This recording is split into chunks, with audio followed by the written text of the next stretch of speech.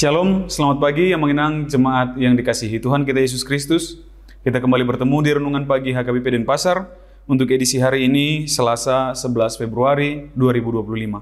Sebelum kita mendengarkan firman Tuhan, marilah kita bernyanyi terlebih dahulu. Kita bernyanyi.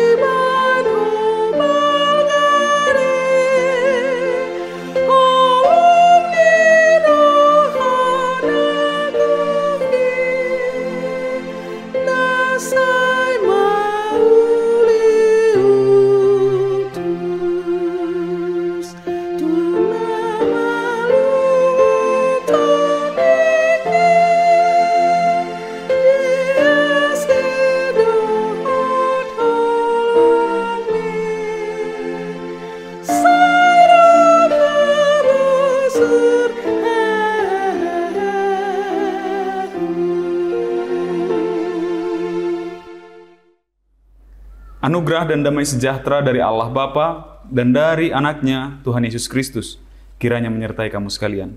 Amin. Mengenang firman Tuhan untuk kita pada pagi hari ini tertulis dalam kitab Mazmur atau Psalmen pasal 36 ayatnya yang ke-10, saya akan bacakan.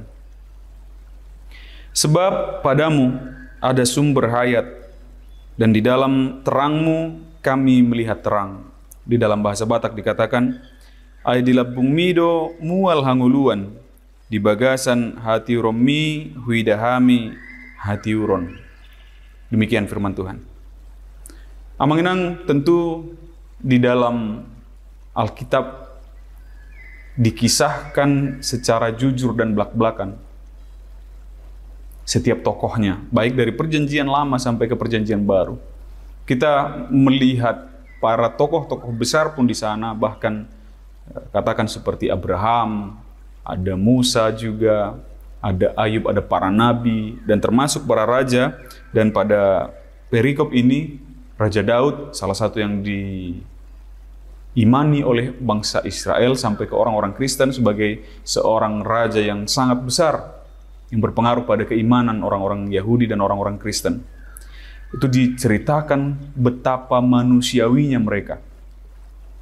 Betapa mereka itu bukan sosok yang sempurna. Mereka masih terjerumus ke dalam kesalahan, mereka masih jatuh ke dalam dosa, tetapi mereka diangkat sebagai tokoh-tokoh penting di dalam Alkitab, dalam kisah yang membawa ke dalam keimanan. Lalu mengapa orang-orang yang seperti itu tadi masih diangkat kisahnya? Seperti Abraham, Musa tadi sampai ke Raja Daud ini. Padahal kita tahu Raja Daud itu juga punya kesalahan yang sangat besar. Baik kepada Tuhan, baik kepada orang-orang Israel begitu. Dia punya kesalahan yang besar. Kita lihat dari salah satu dari kisah ini, perikop ini, di pasal ke-36 ini, yang mengenang Bapak Ibu Saudara-saudari, bahwa memang Raja Daud itu punya nilai lebih. Sebagai manusia, tidak ada satu orang manusia pun yang memang tidak terjerumus. Dia diperlihatkan bahwa Raja Daud juga manusia, dia juga punya kelemahan. Tetapi yang menjadi kelebihan Raja Daud yang menjadi pelajaran bagi orang-orang yang membaca kisahnya adalah keinginan utama dia. Keinginan utama Raja Daud untuk tetap bersama-sama di sisi Tuhan. keberpihakan dia bersama-sama dengan Tuhan. Di sanalah kelebihan Raja Daud yang ingin diajak oleh penulis setiap kisah Raja Daud ini untuk dilihat oleh para pembacanya begitu. Jadi Raja Daud walaupun dia manusia biasa yang bisa terjerumus ke dalam dosa, tetapi dia tetap dalam ketaatannya. Dan ini yang harus selalu kita usahakan. Hal seperti ini yang harus kita usahakan. Kita juga bukan orang yang sempurna seperti Raja Daud. Ada kalanya kita terjerumus, terpancing untuk berbuat kesalahan, untuk berbuat dosa. Tapi jangan diniatkan begitu. Jangan diniatkan untuk berbuat dosa itu, untuk berbuat kesalahan itu. Jangan sampai ada niatan.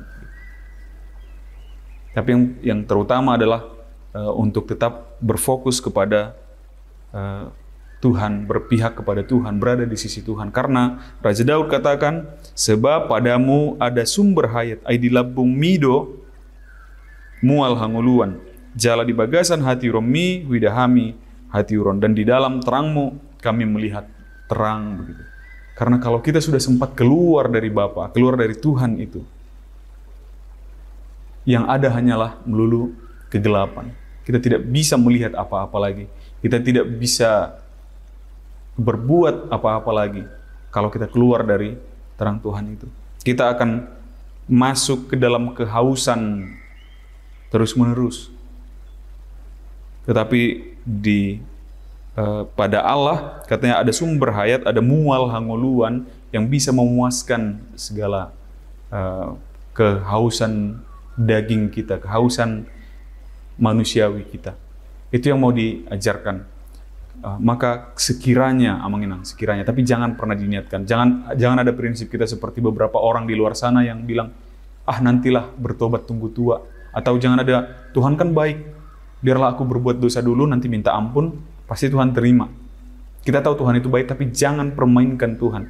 Pertobatan yang seperti itu bukanlah pertobatan yang baik. Bukanlah pertobatan yang benar. Pertobatan yang benar adalah yang diniatkan, yang benar-benar akan berada di sisi Tuhan. Walaupun nanti secara manusiawi kita akan tahu bahwa kita lemah, kita berdosa, kita terjerumus lagi, maka dengan segala kerendahan hati datang kepada Tuhan. Jangan malu datang kepada Tuhan. Walaupun kita pernah berbuat dosa itu, walaupun kita pernah berbuat kesalahan itu, jangan terlarut di dalam kedosaanmu, jangan larut di dalam kesalahanmu, di dalam kegelapan itu, tetapi datanglah kepada Tuhan dengan segala kerendahan hati. Yakin dan percaya Tuhan ampuni. Tapi jangan ada niatan lagi untuk masuk ke dalam kegelapan itu, untuk masuk ke dalam dunia yang salah itu begitu. Biarlah kita tetap berada di samping Tuhan, kita tetap mengikut Dia, kita tetap berada di sisinya, kita tetap ada di pihak Tuhan, karena Tuhan selalu menantikan kita untuk berada di pihaknya. Amin. Kita bersatu dalam doa. Ya Allah Bapa, kami mengucap syukur atas penyertaan-Mu kepada kami hingga pada saat hari ini. Terima kasih atas firman-Mu yang mengajarkan kami melalui hamba-Mu Raja Daud, agar kami tetap berada di sisi-Mu ya Bapa, karena hanya ketika berada di sisi-Mu saja kami mendapatkan sumber kehidupan, sumber hayat. Karena hanya di sisi-Mu saja kami dapat berada di dalam terang yang daripada-Mu, agar kami senantiasa, ya Bapa, dapat melakukan hal-hal yang baik. Jauhkan kiranya niatan-niatan dari hati dan pikiran kami yang hendak berbuat dosa dan kejahatan. Jauhkan kiranya segala kuasa-kuasa kegelapan dari dalam hati dan pikiran kami, agar kiranya Roh Kudus mulai membimbing dan menuntun kami dalam setiap perilaku dan perkataan perbuatan kami. Berkati segala aktivitas kami sepanjang hari ini ya Bapa, biarlah berjalan penuh sukacita dan damai sejahtera yang daripada-Mu. Terpujilah Engkau ya Bapa, di dalam nama Anak-Mu Yesus Kristus kami berdoa dan mengucap syukur. Amin. Demikian renungan pagi kita untuk hari ini, Manginang. Sampai jumpa di hari esok. Selamat beraktivitas. Tuhan memberkati. Horas.